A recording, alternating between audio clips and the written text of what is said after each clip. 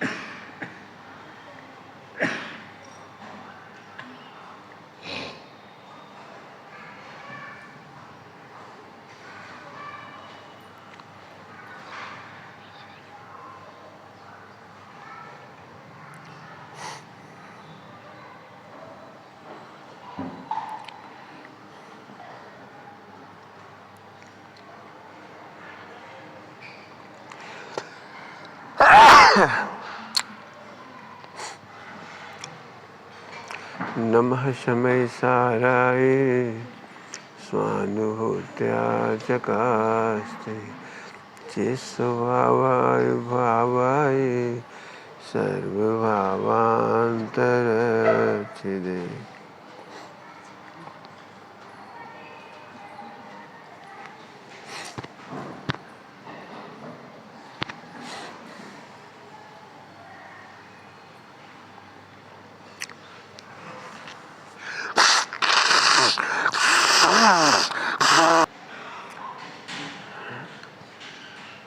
दुखी व्यक्ति एकांतवादी होता है, स्यादवादी कभी दुखी नहीं होता। जब जब हम दुखी हैं इसका मतलब हम एकांती हैं। एकांती माने एक ही एंगल दिखाई दे रहा है, तो आपको दुखी होने से कोई नहीं रोक सकता। स्यादवादी को अनेक एंगल दिखाई देते हैं, वो कभी दुखी नहीं होता। इसलिए आपने सुना हुआ, जैनी सो दुखी नहीं और दुखी सो जैनी नहीं। स्यादवादी दुखी नहीं होता और दुखी स्यादवादी नहीं होता। ये बहुत बड़ा फार्मूला है, इसकी चर्चा करेंगे अपन। पिछले 4 दिनों में अपन इतनी चर्चा कर चुके हैं कि विश्व में दुख का कहीं कारण ही नहीं है। क्या बोला?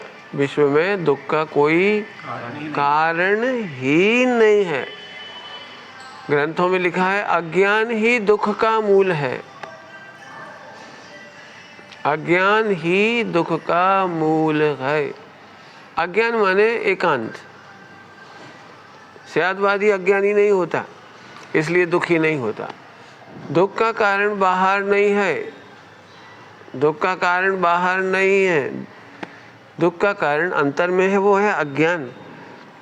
अज्ञानी अपने अज्ञान को दूर नहीं करता, अपने मोह को दूर नहीं करता, अपनी एक्सपेक्टेशन को दूर नहीं करता, अपने ईगो को दूर नहीं करता, अपने अट्रैक्शन को दूर नहीं करता।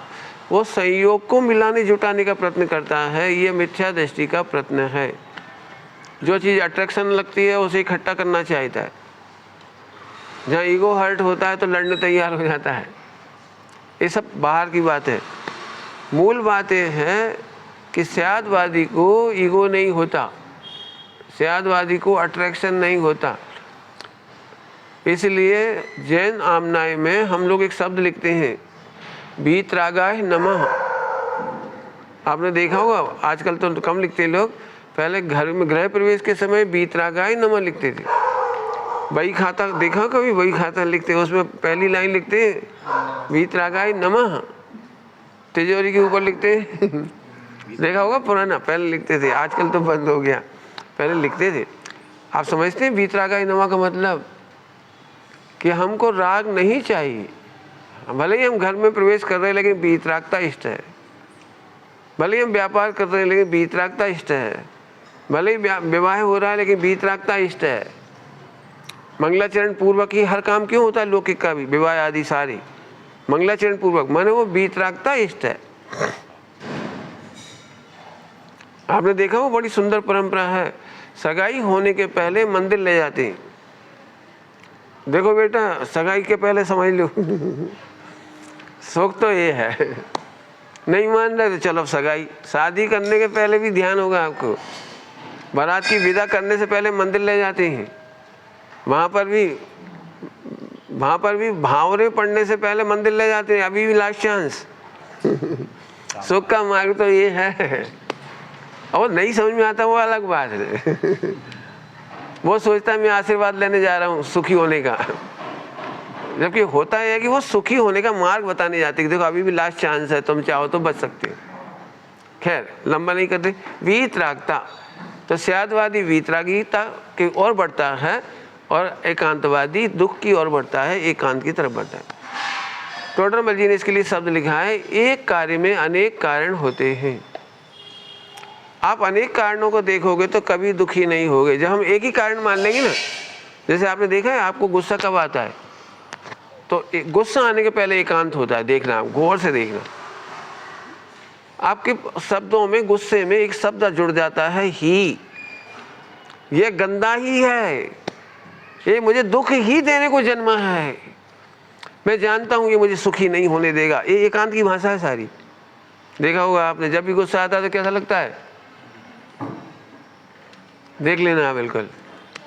तो एकांत में ही क्रोध आएगा, एकांत में ही क्रोध आएगा, और कोई रास्ता ही नहीं। अब इसलिए मैं कहता हूँ लिखो, तो क्यों लिखने के लिए कहता हूँ कि आप अनेक कारण ही लिखो ना, अनेक कारण। जब लिखोगे तो अनेक कारण सामने आएंगे। मैं तो 2-4 दृष्टांत देकर के बात पूरी करूंगा, आप लोग अपने दिमाग से इसलिए लगाना कि आप स्वाध्यायी हो, आप सबने पढ़ा सीखा है, तो बेशक आप खुद लगा सकते हो। एक बात और समझी होगी आपने, पर उपदेश कुशल बहु तेरे। आप भी जब प्रवचन करते होंगे तो बहुत जम के बढ़िया प्रवचन करते होंगे, लेकिन सेल्फ संबोधन की बात आएगी, आत्म संबोधन की बात आएगी तो हम अपने आप को नहीं समझा पाते। ये तो देखा होगा ना, दूसरे को समझाना सरल पड़ता है लेकिन अपने को समझाना थोड़ा कठिन पड़ता है। इसलिए मैं लिखने की परंपरा डालता हूँ कि लिखने से हम अपने को संबोधन करते हैं। जैन दर्शन में पर संबोधन का नहीं है, षटकारक ना, षटकारक, षटकार की शक्तियाँ, उसमें संबोधन नाम की शक्ति नहीं है। लेकिन जैन शासन में आत्म संबोधन नाम की परंपरा है, जिसका नाम है स्वाध्याय के 5 वेदों में उपदेश। वो उपदेश है आत्म उपदेश, अपने लिए उपदेश। आपने अपने लिए उपदेश दिया, देखा होगा, अपने लिए उपदेश देखा होगा। जैसे आप दुविधा कहते हो, एक मन कहता है गलत करो, एक कहता है मत करो। ये जो गलत नहीं करो कह रहे हैं ना, ये है वो उपदेश। एक मन जो मोह का मन है वो तो कह रहा है करो, मजे लो। ये कहता है देखो लोग क्या कहेंगे, धर्म क्या कहेगा, फल में नरक जाना पड़े। देखो अनेक एंगल। जब आपको लगता है मजे करो, दुनिया की चिंता नहीं है, अब एकांत हो गया, धर्म की चिंता नहीं है, जो होगा देखा जाएगा, मजे करो, तो अब एकांत की जीत हो गई।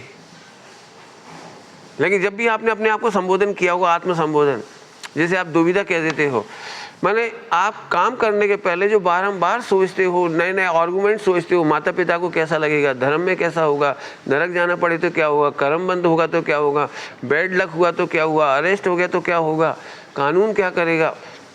आपको मालूम है आपके सुधार में ये बहुत बड़ा लॉजिक है। सबका मन में पाप आते हैं, सब मन में पाप करना चाहते हैं, परंतु आप बचते हो, उसका मूल कारण है स्यादवाद। कैसे बच जाते हो? कहीं ना कहीं आप वेरिफिकेशन खुद करते हो अपने आप को, आप अपने आप को ही चेक करते हो, नहीं नहीं गलत बात है, ठीक है।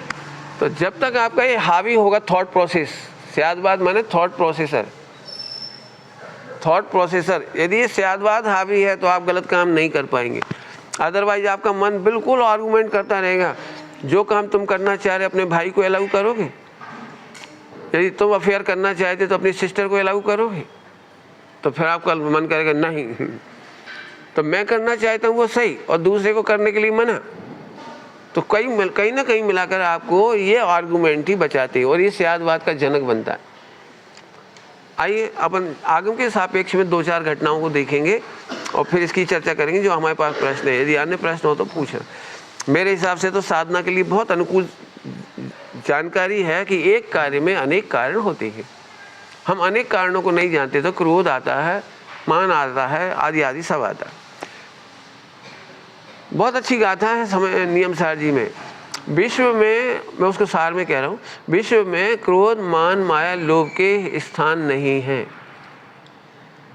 विश्व में क्रोध मान माया लोभ के स्थान नहीं है, स्थान ही नहीं है। तुम करोगे कैसे मान? स्यादवादी को मान नहीं आता। क्यों नहीं आता वो बताऊंगा, आप प्रश्न कर लेना जितने करना हो। मान तो आएगा। ओहो, सबसे ज़्यादा मान आता है कि मेरा क्षोभसम बहुत बढ़िया है, प्रवचन शैली बहुत बढ़िया है ना, इस पे आ सकते हैं। मेरी पूछ बहुत है लोग मुझे बहुत जानते हैं, आजकल मैं छाया हुआ हूँ मीडिया में एक मान होता है ना, ईगो। तो ऐसे और कोई प्रश्न हो तो लिख लेना, मैं तो अपनी तरफ से उत्तर दे रहा हूँ। जो स्यादवाद से जानता है उसे पता है कि मेरा ज्ञान बहुत कम है, केवल ज्ञान के सामने क्या है। अभी सुन लो पहले पूरा हो जाए फिर क्वेश्चन कर लेना, ठीक है? फिर बोलो केवल ज्ञान के सामने मेरा ज्ञान कितना है?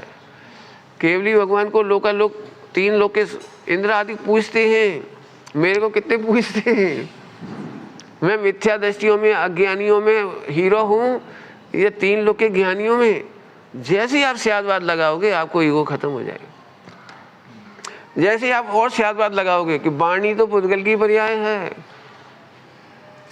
यश और अगला यश तो वेश्याओं को भी बहुत होता है। पापाचारियों के बहुत पोस्टर लगते हैं, बहुत मीडिया में छा जाते हैं, अरे मैं यश से बड़ा नहीं होता, मैं आत्मज्ञान से बड़ा होता हूँ। आपका सारा ईगो समाप्त हो जाएगा। लगाते जाओ, कितना लगाना है आपको। काहे का मान करें? जरा से लिखा है, बात पित्त कफ के अंश बदलते ही बुद्धि फिर जाती है।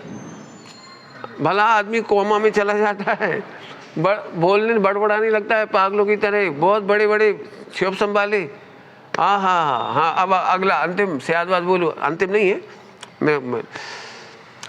मैं सब स्यादवाद के पॉइंट हैं। बोलो, क्षोभसम ज्ञान की कीमत है मोक्ष मार्ग में कि आत्मज्ञान की कीमत है? हाँ, केवली भगवान को 3 लोक का सबसे सुपर ज्ञान हुआ है और फिर भी ईगो नहीं, और मेरे को ईगो होना है, ये मिथ्या है। यदि फिर भी मान कसाय करूँगा तो मेरा ज्ञान घटेगा। करना नहीं हो, बोलते जा रहा हूँ फटाफट। ज्ञान घटेगा, मान से ज्ञान घटता है। क्या बोला? मान से ज्ञान घटता है। ओ, ये तो लॉस है।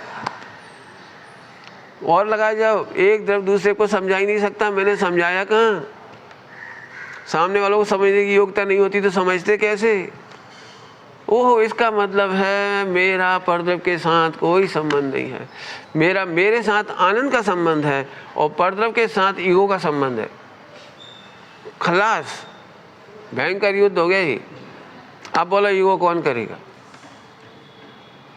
मैंने क्षोभसम में लगा दिया, शैली में लगा दिया, वाणी में लगा दिया, ऐसे और लगा लेना आप। मैं बहुत दान देता हूँ, मैं बहुत उपवास करता हूँ, ईगो मत करो। क्यों नहीं करो? कि असली उपवास तो निर्विकल्प आत्मा में लीनता का नाम है। असली उपवास तो उपवास, अपने आत्मा के निकट वास करना, आत्मा में वास करना, ये असली उपवास है। वो करते नहीं हो तो फिर ईगो मत करो। नंबर 1। नंबर 2, जो देहासित उपवास आदि हैं, अनशन ऊनोदरी वगैरह है, वो तो साता वेदनी की वजह से हो रही है। क्यों असाता वेदनी में करते हैं? बोलो, रोग हो जाए तो करोगे? बोलो, सब जगह लगा लेना। बहुत पॉइंट है स्यादवाद के। इससे हम किसी को बड़ा भी नहीं देखेंगे त्याग से, और अपने को भी त्याग से बड़ा नहीं देखेंगे। उसको भी आत्मा देखेंगे, अपने को भी आत्मा देखेंगे। स्यादवाद का रिजल्ट आ गया ही, आत्मज्ञान। तो एक कार्य में अनेक कारण होते हैं। मैंने 2-3 बता दिए। घटना सुनोगे, सारी दुनिया को लगता है पवन कुमार खराब थे जिसने अंजना को 22 साल तक दुख दिया। मैंने देखा बहुत गौर से पढ़ के, अंजना की और पवन कुमार की कोई गलती ही नहीं थी। अंजना दुखी भी नहीं हुई, 22 बरस तक अंजना दुखी नहीं हुई। समझ में आती है बात? हमने जो लौकिक साहित्य पढ़ रखा है ना, विरह गीत, सैड सॉन्ग, तो हमको लगता है अंजना बेचारी कितनी दुखी रही होगी। अंजना दुखी नहीं थी, वो सती थी, वेद विज्ञानी थी, आत्मज्ञानी थी, संस्कारी थी। पवन कुमार बिल्कुल भी निर्दयी नहीं थे, बिल्कुल दोष नहीं था उनका। तो आप बोलोगे आप ऐसा क्यों बोल रहे? हमने तो उल्टा उल्टा पढ़ा है। हमने तो अंजना के बहुत दुखद गीत गाए सुने हुए, और पवन कुमार की बड़ी क्रूरता सुनी है। सुनो, यदि ऐसा होता तो दोनों के प्रथम मिलन से ही तद्भव मोक्षगामी हनुमान का जन्म नहीं हो सकता था। तद्भव मोक्षगामी जीव का जन्म हुआ है तो दोनों कितने पवित्र होंगे। 22 वर्ष तक कर्म के उदय में यदि अंजना ने पति का विरह सहा है तो पवन ने भी तो 22 वर्ष तक कोई शादी नहीं की है दूसरी। उसने वेश्या सेवन नहीं किया है, कोई उसने अनाचार नहीं किया है। वो भी पूरे जीवन उतना ही सुख से वंचित रहा है। तो दोनों साधक थे, यूं समझो आप। अब देखो इस एंगल से देखा तो आनंद हो गया। मैं इसलिए बात कह रहा हूँ, मैं भी गलत तरीके से पढ़ता था पुराणों को और रोता था। मैं समझ गए होगे आप, थोड़ा इमोशनल हो जाते नहीं। और बाप रे, सीता को कितना कष्ट हुआ, अंजना को कितना कष्ट हुआ, चंदन वाला को कितना कष्ट हुआ, मैना सुंदरी। वो जब वो पिक्चर दिखाई जाती है ना, मैना सुंदरी का नाटक, तो महिलाएं रोती थी, ऐसी कोड़ी से शादी हो गई, ऐसा आदि। तो मैं दुखी होता था। तो मेरे गुरुजी ने मुझे एक बात बोली, बोलो सुमत, रावण ने सीता का हरण किया तो रावण अच्छा था कि बुरा था? रावण कैसा था? रावण का कैरेक्टर कैसा लगता है आपको? तो मैंने एकदम छूटते से ही बोला बहुत खराब था। तो पंडित साहब ने मुझे बताया, वो सुनने लायक है, वो आप भी सुनो। उन्होंने कहा एक कार्य में अनेक कारण होते हैं। रावण ने सीता का हरण किया तो वह पहले पूर्व भाव का कर्म का उदय है, तो न्याय है। हरण हुआ है वो न्याय हुआ है। वर्तमान में देखा जाए तो हिंदुओं के अनुसार वो हिरण पर अट्रैक्ट हुई है, हिरण के बहाने से वो चले गए वहां से माध्यम से।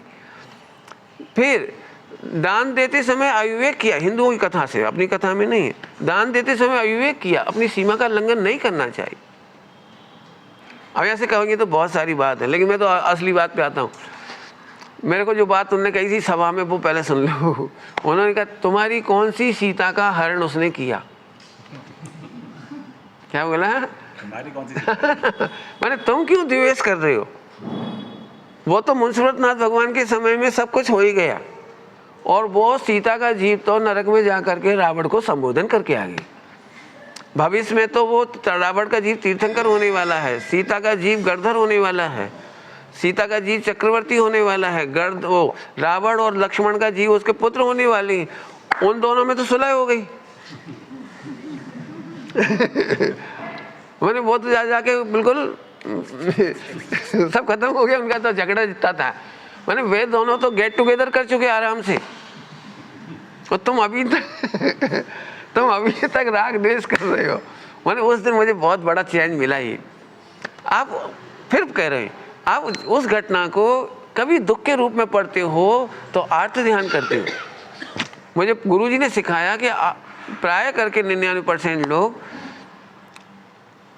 प्रतिमान योग को, माने कथान योग को आर्त ध्यान से पढ़ते हैं, दुख के साथ पढ़ते हैं, रोते हुए पढ़ते हैं, उदास होकर पढ़ते हैं। हाय हाय कैसी सास अंजना की। माँ चाहे वो अंजना से पूछे तो सास को दुख ही नहीं दिया, उसने दुख का कारण नहीं माना, उसने पवन को दुख का कारण नहीं माना, बिल्कुल नहीं माना, बल्कि खुश हो रही थी कि जो कार्य साधिकाएं आदिकाएं साध्वी बनखंडातिक में साधना करती हैं, मुझे तो यही मिल गया। मुझे सासू से 22 साल कोई कष्ट नहीं हुआ। मेरी मान प्रतिष्ठा, यश, भोजन, वस्त्र, आभूषण, भवन, कोई की दिक्कत नहीं हुई। मेरे को निरंतर सत्संग मिलता है, आत्मसंग मिलता है, तत्व अभ्यास मिलता है।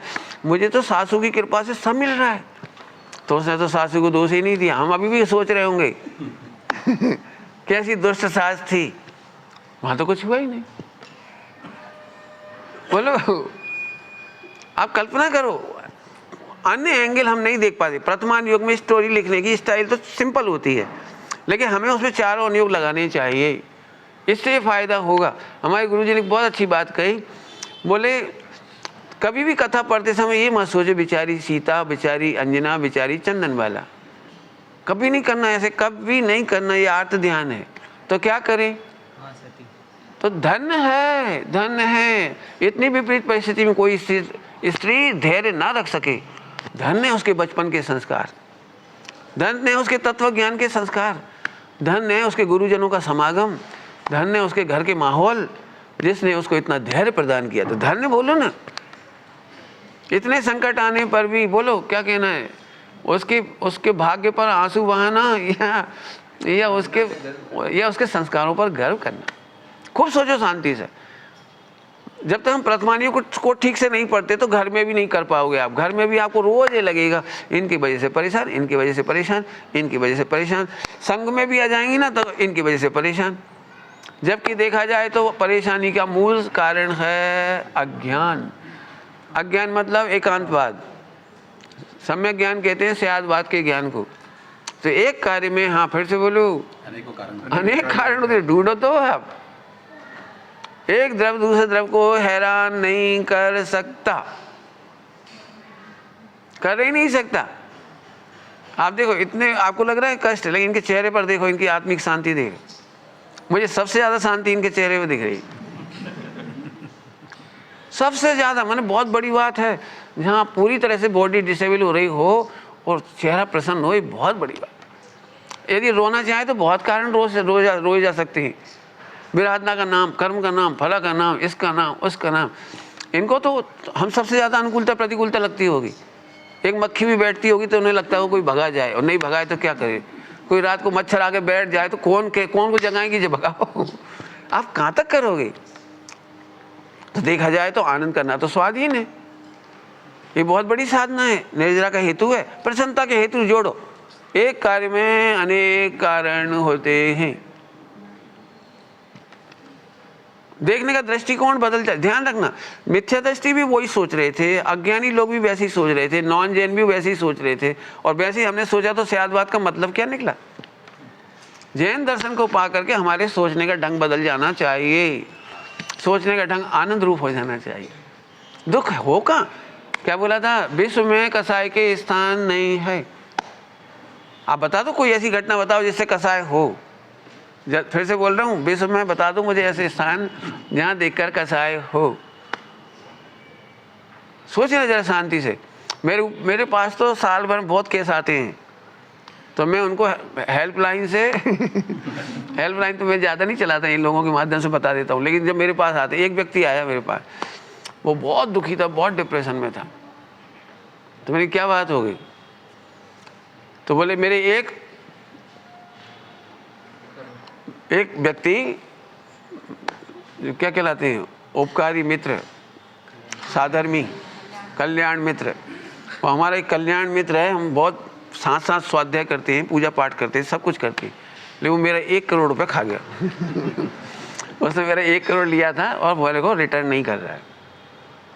इस बात से उसको 5 साल से बहुत डिप्रेशन था। तो मेरी प्रवचन सुनता होगा, तो उसने पूछा कि हमने सुना है कि आप बताते हो कि आप डिप्रेशन दूर कर दोगे, तो आप बताओ, मेरा 1 करोड़ खा गए, मेरे को तो रात दिन चैन नहीं है।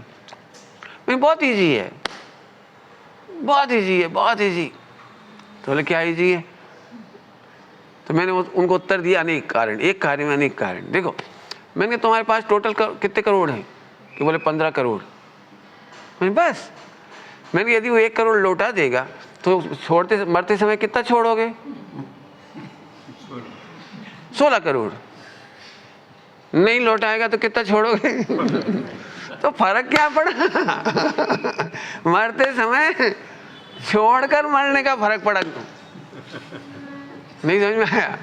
मरकर छोड़कर मरते समय फर्क। रोटी तेरी कम हुई नहीं, कपड़े तेरे कम नहीं हुए, गाड़ी तेरी कम नहीं हुई, बंगला तेरा कम नहीं हुआ, मंदिर तेरा कम नहीं हुआ, कुछ कम नहीं हुआ। तो हंसने लगा एकदम, समझ गए हो गया? बात तो सही है।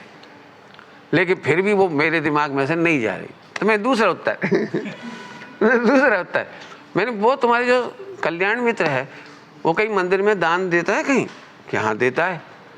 बस तो जब वो दान दे तू ताली बजा, मेरे पैसे।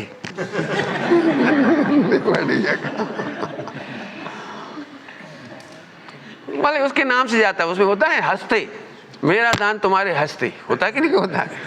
हाँ तो हो गया क्या, तू खुश हो जा। मैं तुम क्या करते, यदि वो 1 करोड़ लौटाता तो क्या करते? कि पंडित जी मैं दान दे देता, तो उसने दे दिया, बात तो एक ही रही।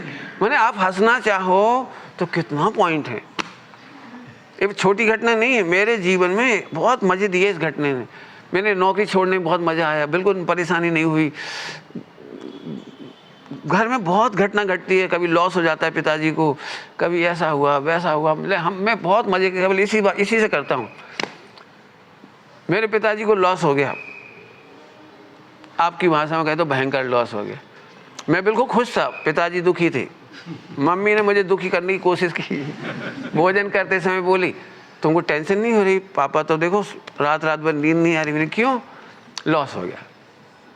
तो मैंने पापा जी से कह देना लॉस उनका नहीं हुआ, मेरा हुआ है।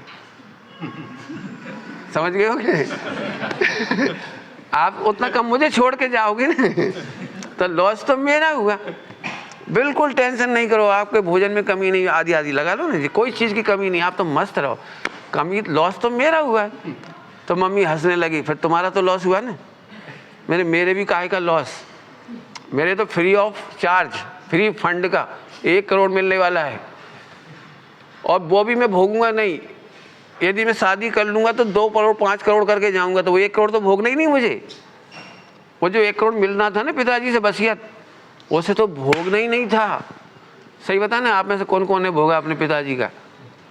लड़े भले ही होंगे, देरानी जेठानी बहुत चिक हुई होगी, सास बहू में बड़ी तकरार हुई होगी, इतना सोना मुझे चाहिए, इतना मकान मुझे चाहिए, इतना मुझे चाहिए। सोना भोगा हो तो बता देना, वहाँ बढ़ा के बहू को दे जाती विद इंटरेस्ट। 1 करोड़ का 5 करोड़ करके चले गए मूर्ख, भोगा कहाँ तेने? मेरी लाइफ का, मैंने नौकरी छोड़ी थी इसी आधार पे छोड़ी, मैं मरते समय 1 रुपया भी छोड़ के नहीं मरूंगा। बेवकूफ़ है, कमा के रखो, मर जाओ, भोग के मरेंगे, पूरा खत्म करके मरेंगे, खूब दान दे के मरेंगे। मैंने 1 पैसा नहीं छोड़ के मरेंगे, बैंक बैलेंस। और इसीलिए मस्त रह रहा हूँ, खूब मस्त रह रहा हूँ। मैंने इस स्यादवाद हमको सुखी होना सिखा। ध्यान रखना, स्यादवाद केवल मंदिर की बात नहीं है, स्यादवाद शास्त्रों की बात नहीं है। स्यादवाद एक बहुत प्यारी पंक्ति है इसकी, हर विवाद का हल हो सकता स्यादवाद के द्वारा। हर विवाद का, आप पूछो विश्व में कौन से विवाद है, उसका स्यादवाद से जवाब है। पूरे विश्व की समस्याओं के समाधान हमारे यहाँ स्यादवाद में बसते हैं। स्यादवाद हमें देखने के अनेक एंगल देता है। आप दुखी क्यों हो? दुखी होना मैंने विश्व की सबसे बड़ी मूर्खता सबसे बड़ी मूर्खता। बहुत सारे हेतु दिए, लगाओ आप बताओ दुखी क्यों होंगे? साहब इन्होंने हमसे कुछ कह दिया, जे नहीं हो 90% प्रॉब्लम तो कहने की है। टॉर्च कर दिया, कमेंट मार दिया, मैं सब जानता हूँ, छीटा कसी कर दी, आदि है ना। सिंपल प्रॉब्लम नहीं, अनेकांत से सोचो, बिल्कुल अनेकांत से सोचो, स्यादवाद से सोचो। उसने मात्र कहा है या तुम्हें छुआ है? तुम्हारी सुख सुविधा इंद्रियों को क्या किया उसने? कहा ही तो है ना, कहा ही तो है, तो आनंद करो ना। कहा तो कहा क्यों? अरे उसका मुंह था तो कह दिया तू तो आनंद कर। लेकिन वो सब कोई और सुनेगा तो क्या सोचेगा? अरे यदि वो तेरा पुण्य का उदय तो सही सोचेगा, और तेरे पाप का उदय है तो अच्छा कहेगा तो भी उल्टा सोचेगा। क्या कह रहे? तुम्हारा पाप का उदय हो तो अच्छा भी बोलेगा तो भी उल्टा सोचेगा। आपको देख लेना, बिल्कुल आपको भी कई लोग एक दूसरे की बुराइयां करते होंगे, तो कई बार आपका मन कहता है जी आदमी खराब है, जब देखो जब बुराई करता रहता। होता कि नहीं होता है बोलो? और कई बार ऐसा होता है कि वो अच्छी प्रशंसा कर रहा है, अरे भैया क्या कर रहे हैं, मक्खन लगा रहे होंगे और ढाँक रहे होंगे, क्या क्या कर रहे होंगे, बटरिंग कर रहे होंगे, लीपापोती कर रहे होंगे, अपने वालों को छिपा रहे होंगे। तो कहने का मतलब ये है कि हमारे उदय के बिना कोई हमारा अपयश नहीं कर सकता और हमारे उदय के बिना कोई हमारा सम्मान नहीं कर सकता। तो फिर वो बोला तो बोला ही क्यों? बिल्कुल उत्तर सुन लो। वो बोला इसलिए बोला कि तेरे पूर्व में तेने भी कभी किसी को कुछ कहा होगा। बिना कर्म उदय के तो कोई तेरा अपयश नहीं कर सकता। तेने भी कभी ना कभी किसी की बुराई की होगी, कभी ना कभी। नहीं सुनना चाहते हो? बोलो कितनी बुराई कर जाते हैं हम, और बुराई करने से ज़्यादा कितना सोच जाते। हर एक के बारे में देखते से ये तो ऐसे ही, ये तो ऐसे ही, ये तो है ही ऐसा, ये बिल्कुल लूज कैरेक्टर। माने हम कितनों को अंदर अंदर परिणामों में बुरा कर देते हैं। सही बताओ ईमानदारी से, दिन भर कितने जीवों को भगवान देख पाते हो? पापी देख लोगे, रागी, द्वेषी, लोभी, मामी, स्वार्थी, कंजूस, जाने क्या क्या देख लोगे। और भगवान आत्मा तो सुनो, यदि आप सारी दुनिया को बुरा देखते हो तो फिर कोई ना कोई आपको भी बुरा देखेगा, और कोई ना कोई नहीं, सभी देखेंगे। इसलिए सबसे अच्छा गणित है सबको भगवान आत्मा देखो। रिजल्ट कहाँ गया? सबको भगवान आत्मा देखो। क्यों भगवान आत्मा देखो? मैंने निर्दोष देखो। एग्जाम्पल बहुत दे सकते हैं हम आपको। मैं अभी यहाँ प्रवचन कर रहा हूँ यहाँ से, और रिकॉर्डिंग में सुनोगे आप, तो गलती मेरी है या रिकॉर्डिंग की है? बोलो। ये व्यक्ति क्या बोलता है, स्पीकर है, बोल तो मैं आ रहा हूँ ना माइक में, तो स्पीकर के माध्यम से कर्म का उदय आता है। अपयश प्रकृति का उदय हमेशा दूसरे के माध्यम से आता है। क्या बोल गए हम? आए गई। रामचंद्र जी नहीं चाहते थे सीता को निकाला जाए, सीता भी नहीं चाहती थी कि अब इस जाना पड़े, लेकिन पाप का उदय आया तो कोई थर्ड पार्टी का निमित्त बन गया और जाना पड़ा। क्या करोगे? पवन ने भी नहीं सोचा था कि अंजना को अब कोई दुख हो मिलने के बाद। अंजना भी नहीं चाहती थी कि पति का विरह हो, लेकिन बना फिर बन गया। वो युद्ध के मैदान में चले गए और यहाँ गर्भ ठहर गया, और अंजना को जंगल में निकाल दिया। माँ बाप ने भी शरण नहीं दी, 100 भाइयों ने भी शरण नहीं दी, किसी ने शरण नहीं दी। इतनी बढ़िया बात लिखी है, तो भी अंजना जंगल में अशरण नहीं थी। जिस शरण से कोई नहीं रोक सकता उसे आत्मा की शरण थी। बाहर में पंच परमेश्वरियों की शरण थी, उससे कोई नहीं रोक सकता, विश्व में कभी नहीं रोक सकते। सब लोग ऐसा कहते हैं, प्राय करके कहा जाता है। तो मैं ऐसा कहता हूँ उत्तर में, विश्व में सबसे खराब जापा अंजना का हुआ। न लड्डू मिले, न मेवा मिले, न घी मिले, न दूध, न भोजन का ठिकाना, तो सबसे खराब जापा हुआ ना उसका। तो लेकिन सबसे श्रेष्ठ बच्चे को जन्म दिया। काय को परेशान हो रहे निमित्तों को दे दे के? हमें मेवे नहीं खिलाए, 1 महीना हो गया आज तक हमने किस्में नहीं खाई, तो भाई तुम खा लो सारी। मैंने नहीं क्या क्या सोचते रहते हैं, हमें घी नहीं मिलता, हमें तेल नहीं मिलता, और मिठाई नहीं मिलती, और तुम खा लो सारी। देखो नीयत खराब है तुम्हारी। ये भगवान क्या ये सब दुख जबरदस्ती। स्यादवादी हमको, हाँ फिर से बोलूं, दुखी नहीं होने देगा। आपको पता है चिंटी सबसे ज्यादा भाग्यशाली होती है। वो कभी भी लड्डू नहीं बनाती, तेल नहीं तलती, घी में नहीं तलती, कुछ नहीं बनाती, लेकिन उसके भाग से गिरता ही है। गिरता ही है।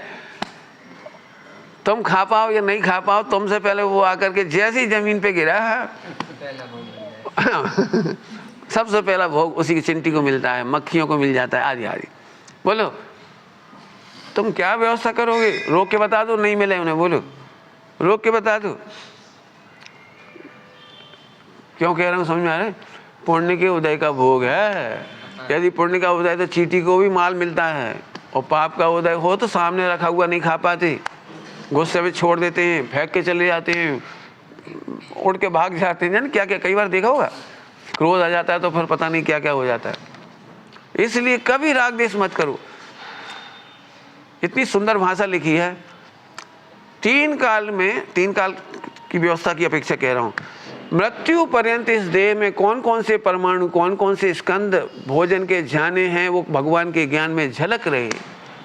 और तुमने अपने ज्ञान, वो क्या कहलाता, कर्म, वेदनी कर्म आदि, उनमें तुमने वो सब नक्की कर रखे कि कौन कौन से परमाणु जाएंगे, और वो जाए बिना रहते नहीं।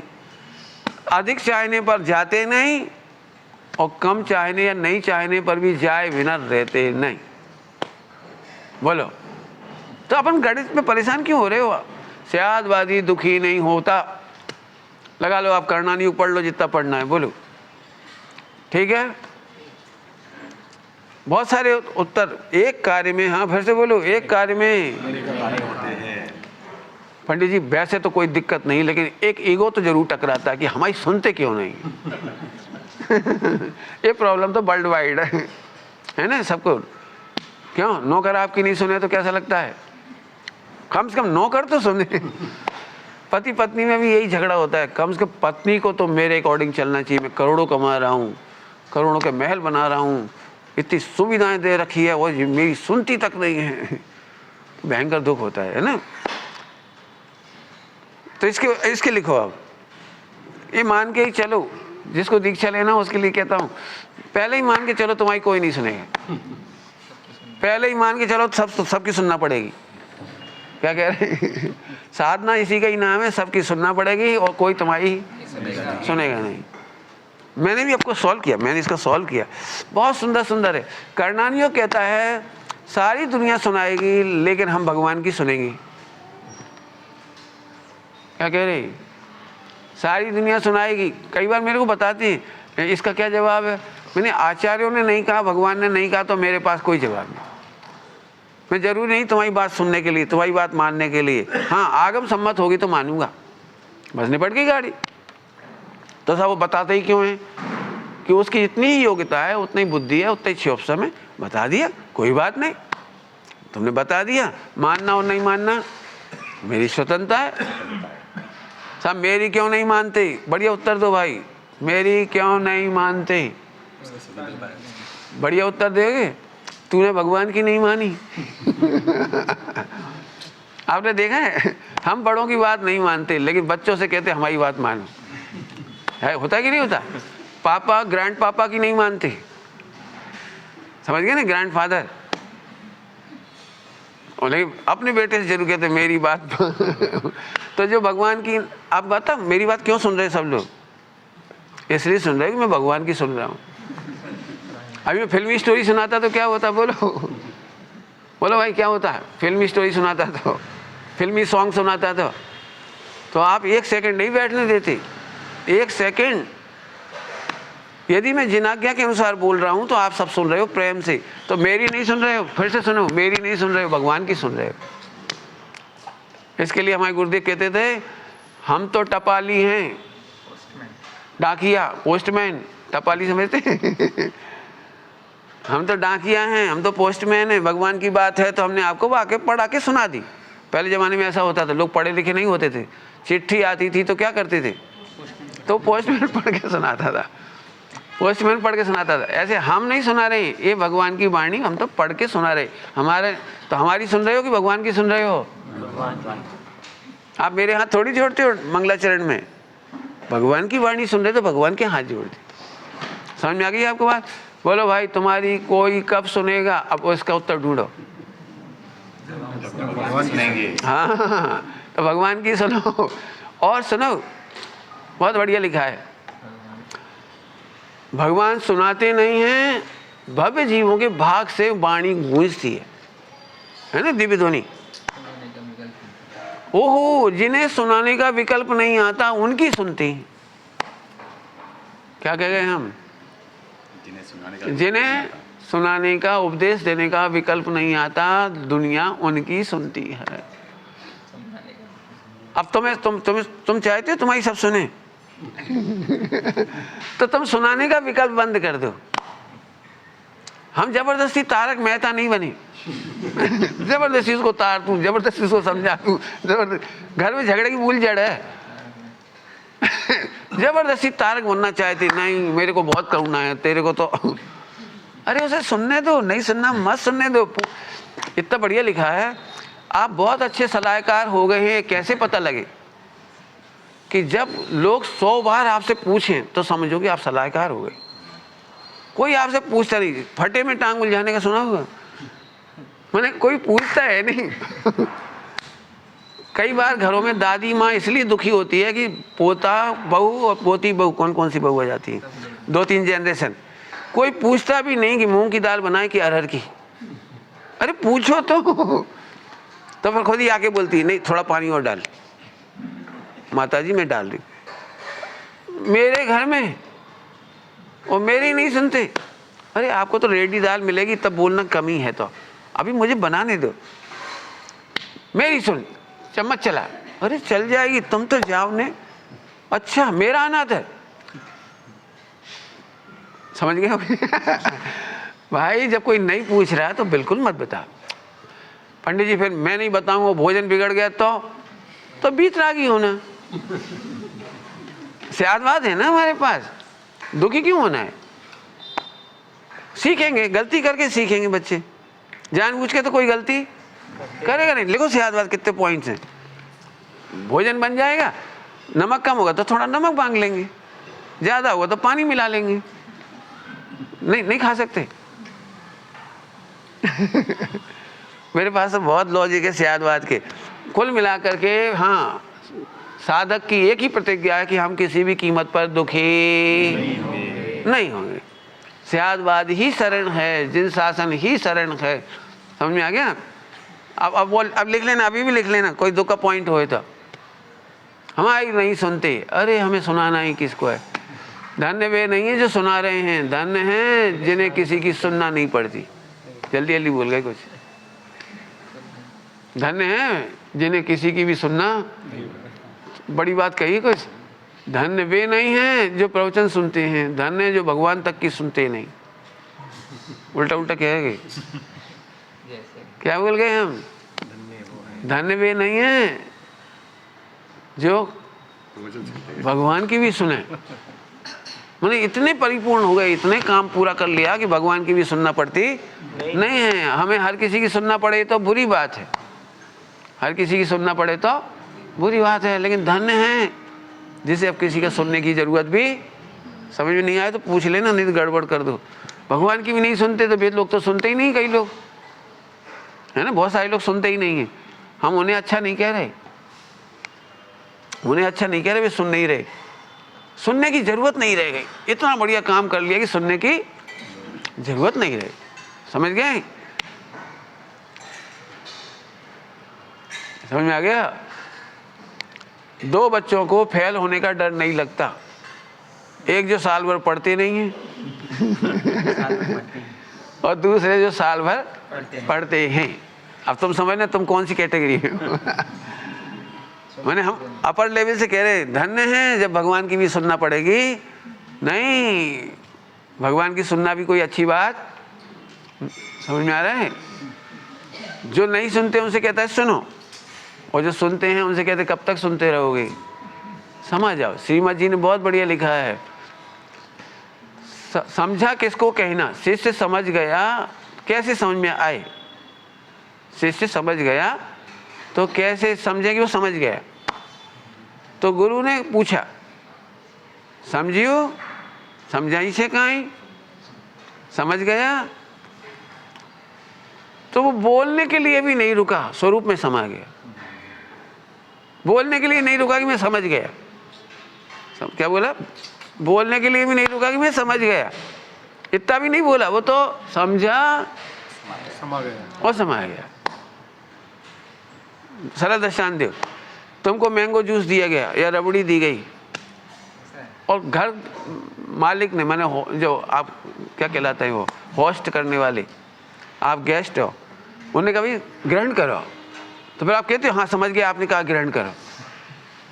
क्या करते क्यों? क्या करते बोलो? हाँ समझ गए ग्रहण करो, ऐसे बोलते हो?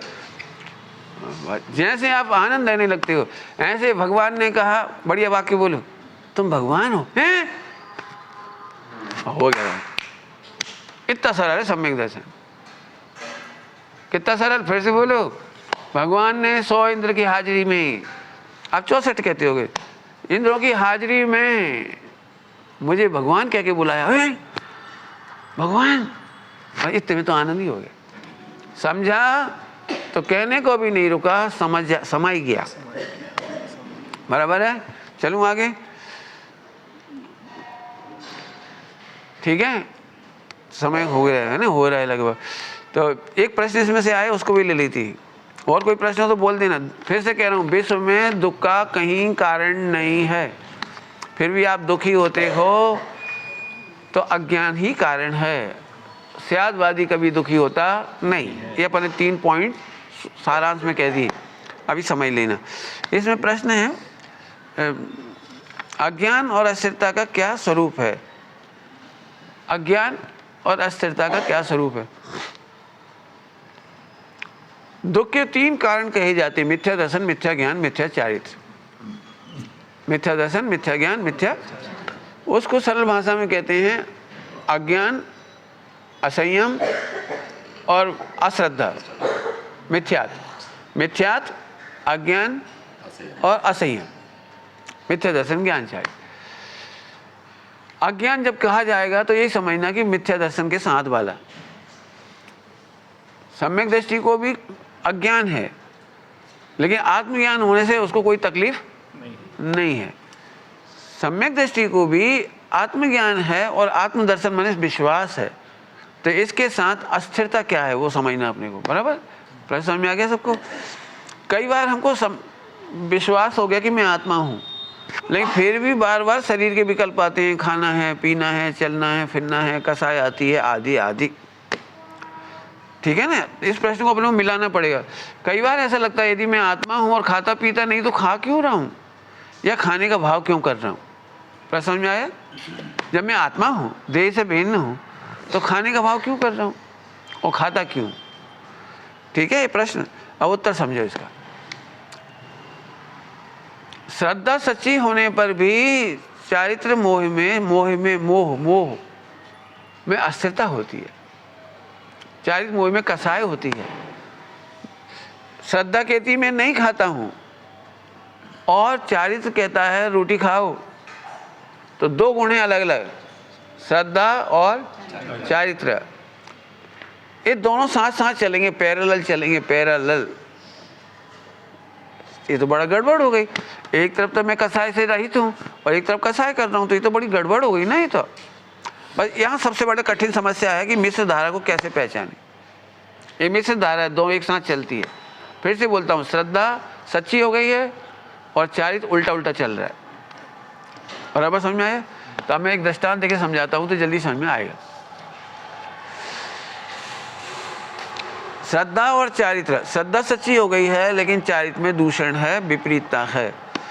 जैसे कोई व्यक्ति 25 साल से सिगरेट पी रहा था, तो एक बार उसको समझ में आ गया कि सिगरेट पीने से कैंसर होता है, बहुत खराब है, बहुत ही खराब है हेल्थ के लिए। तो उसकी श्रद्धा तो सच्ची हो गई, श्रद्धा तो सच्ची हो गई। बोलो, सिगरेट छूटी कि नहीं छूटी? क्यों नहीं छूटी? क्यों नहीं छूटी? क्योंकि अभी उसको चारित्र में 25 साल की हैबिट पड़ी हुई है। संस्कार कह दीजिए, हैबिचुअलिटी कह दीजिए, क्या बुलाती है उर्दू में, तलब। उसको तलब हैरान करती है। श्रद्धा में तो नक्की हो गया ये गलत है, श्रद्धा में तो लग रहा है नहीं खाना चाहिए, प्राण जाए नहीं खाना चाहिए, लेकिन इतनी तड़फन होती है कि वो उसे खाता है। श्रद्धा हो गई सच्ची और चारित्र में अभी भी दूषण है। ऐसे ही छठे गुण स्थान तक आहार के विकल्प चलने का तलब है, कर्म का उदय है, क्षुधा वेदनी आदि, लाभांतराय आदि है, तो वो उसको विकल्प चलता है।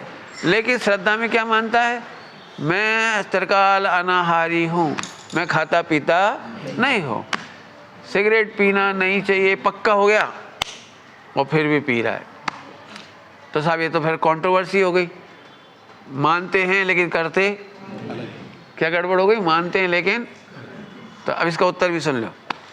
बोलो भाई, दो व्यक्ति हैं, एक व्यक्ति सिगरेट पी करके आनंद मानता है और एक सिगरेट पी करके आनंद नहीं मानता, दुख मानता है। तो दोनों में से किसकी सिगरेट छूटेगी? आगे ना समझ में आ गया? ऐसे ही खाने का विकल्प इसके छूट जाएगा, कसाई का विकल्प इसके छूट जाएगा, व्यापार का विकल्प इसका छूट जाएगा। कौन का? जो श्रद्धा में उसे गलत मान रहा है। जो श्रद्धा में उसको अच्छा मानता नहीं तो उसको छूट जाएगा, लेकिन जो श्रद्धा में अच्छा मान रहा है उसका तो कभी छूटेगा। अब फिर से दृष्टांत, एक व्यक्ति सिगरेट नहीं पीता लेकिन पीने को अच्छा मानता है और एक व्यक्ति 100 सिगरेट पीता है लेकिन बुरा मानता है। बताओ दोनों में से किसका त्याग होने की संभावना है? बोलो भाई। अब बताओ क्या गजब है, एक भी सिगरेट नहीं पी रहा, उसका छूटना कहाँ है, लेकिन पीने में सुख मानता है वो। तो आज नहीं तो कल, कल नहीं तो परसों, कभी ना कभी निमित्त बन जाएगा, दोस्त मिल जाएंगे, कोई फ्री में पिलाने वाला मिल जाएगा। कई बार फ्री में पी लेते हैं लोग, अपने पैसे से नहीं पीना है तो देखा होगा आपने, जब भी कोई आपको सिखाता है ना तो पहले कहता है तेरा पैसा लग रहा है क्या, पुड़िया खा, फ्री में एक बार टेस्ट कर। तो फिर बच्चा सोचने लगता है एक बार टेस्ट करने में क्या जाता है एक बार पी के देख, पैसा तो नहीं मांग रहे तेरे से। तो फ्री में पिलाने वाले तलब करवा देते हैं, अब उसे सुख बुद्धि होगी तो पी लेगा। ऐसे ही त्याग करने से बड़े नहीं होते हैं, सम्यक सिद्धांत से बड़े होते हैं। हो सकता है जीवन में आपने कुछ भी ग्रहण नहीं किया, अवक्ष आदि, लेकिन सुख बुद्धि बैठी है तो आज नहीं तो कल, इस भाव में नहीं तो अगले भाव में। बोलो, जैनी होकर के यदि कल्पना करो अगले जन्म में शेर बन गया, मांसाहारी प्राणी बन गया, तो क्यों बना होगा? क्यों बना होगा? कि उसने मांस नहीं खाया, क्योंकि कुल संस्कार है, परंपरा है, आमनाय है, समाज है, कहीं ना कहीं उसको लगता है। लेकिन उसको लगता है ये लोग मजे कर रहे हैं। कई बार ऐसा लगता है ये लोग हेल्दी इसलिए हैं क्योंकि ऐसा खाते हैं। तो ये जो बुद्धि पड़ी रहती ना, ये ही उसे ले जाती है। ध्यान रखना, वेद विज्ञान बहुत जरूरी है, सम्यक दर्शन बहुत जरूरी है। सम्यक दर्शन मतलब हे को हे जानना और उपादेय आत्मा को उपादेय जानना। समझ में आ गया? अस्थिरता से अब तो नहीं डरोगे, समझ रहे हो? विकल्पों से अब नहीं डरना। विकल्प अच्छे नहीं लगते तो छूट जाएंगे, और विकल्प अच्छे लगते हैं तो फिर कभी नहीं छूटेगी। मिथ्या दर्शन, ज्ञान, चाहिए विषय भोग, सेवन, जो भी यदि अच्छे लग रहे हैं तो कभी नहीं छूटेगी। बराबर? तो एक प्रश्न का जवाब दिया है, बाकी तो बहुत सारे प्रश्न इसमें। अस्थिरता श्रद्धा का कोई सूचक नहीं है। हाँ, अस्थिरता से श्रद्धा से कोई लेना देना नहीं, और सूचक भी नहीं है। हाँ नहीं, अस्थिरता बुरी नहीं होती, अस्थिरता तो घट करके मिट जाती है। अस्थिरता घट के मिट जाती है, दोष घट के मिटते हैं। सबसे बड़ी तकलीफ है कि हम दोष को एक साथ मिटाना चाह रहे, हम जरा सा भी दोष बर्दाश्त नहीं करना चाह रहे अपने में, तो आप दुखी रहोगे। बिल्कुल सब लोग सुन लेना, अपने दोष भी बर्दाश्त करना सीखो और दूसरों के दोष भी बर्दाश्त करना सीखो। क्यों? क्योंकि घट के मिटते हैं। मालूम तो है कि ये भाव बिल्कुल नहीं करना चाहिए, सबको लगता होगा ना ये भाव नहीं करना चाहिए, नहीं करना चाहिए, नहीं करना चाहिए। होते हैं तो क्या करोगे बोलो? तो अभी आनंद करो, क्योंकि अब हमें बुरे लगने लगे हैं तो घट के मिट जाएंगे। टेंशन करने की जरूरत नहीं है, इतना सरल गणित है। हमें क्या लगता है मैं मिटाऊंगा तभी तो मिटेंगे, कि तुम ही मिट जाओगे। ये सब लोग ध्यान रखना, 100% फुल स्टॉप नहीं होगा, घट के मिटेंगे। लिखा है ग्रंथों में बहुत अच्छा दृष्टांत, इतना मोटा लोहा है तो उसको आप 1 सेकंड में 2 टुकड़े नहीं कर सकते, आपको तो आज ही चलानी पड़ेगी धैर्य के साथ, धीरे धीरे धीरे धीरे धीरे धीरे धीरे, ऐसे ही होगा। ऐसे मोह का पर्वत एकदम नहीं टूटता, सम्यक दर्शन एक साथ हो जाता है, फिर उसके बल पर धीरे धीरे धीरे धीरे दोष घट के मिटते हैं। कितना धैर्य चाहिए? 84 लाख पूर्व का कितना धैर्य चाहिए? उसी भाव से मोक्ष जाना है तो अभी 84 लाख पूर्व, 83 लाख पूर्व, दीक्षा नहीं ली जब तक। फिर 1000 बरस केवल ज्ञान में समय, 1000 बरस लग गया केवल ज्ञान आने में। तो धैर्य का काम है, घबराने का काम। तो फिर पंडित हम क्या करें? आप आनंद करो। आनंद करने वाले व्यक्ति को ही धैर्य आएगा, आनंद करने वाले को ही कर्म कटेंगे। आनंद क्यों करें? फिर से समझ लो, मैं तो रोज रोज रिपीट करूंगा। मैं आत्मा हूं इसलिए आनंद कर। सब आत्मा होने से क्या होता है कि जो आत्मा का आनंद करते हैं कर्म उसके कटते हैं। गारंटी है, गारंटी है रे, गारंटी। आत्मा का आनंद करने वाले के कर्म कटते हैं और भोगों में आनंद मानने वाले के कर्म बढ़ते हैं। इतना सिंपल गणित।